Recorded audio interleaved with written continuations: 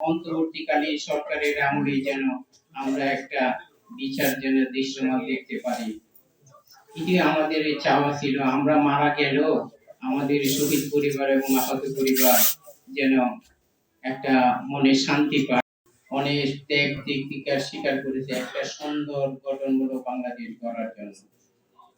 আসলে আমরা এই জিনিসটা দীর্ঘ 9-1.5 বছর যাবতই বারবার আমরা এই বিচারের জন্য আমাদের যে সমস্যাগুলি সেই সমাধান করার জন্য আমরা বারবার বলে আসছি। আসলে আমরা নিজেকে এখন খুব অপরাধী মনে হয় যে আসলে আমাদের ছেলেরা যেভাবে দেশের জন্য রক্ত দিয়ে একটা সুন্দর বাংলাদেশ গঠন করার জন্য যেভাবে চাচ্ছিল, আমরা সেই রকম কিছুই পাচ্ছি না।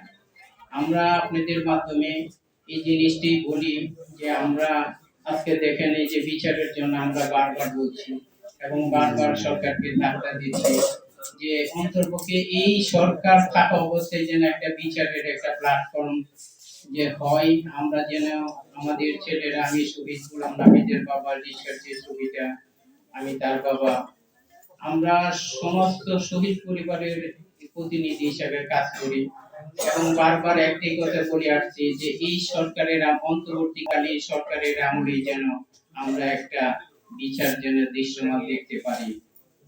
এটি আমাদের চাওয়া ছিল, আমরা মারা গেলেও আমাদের শহীদ পরিবার এবং আহত পরিবার যেন একটা মনে শান্তি পায়।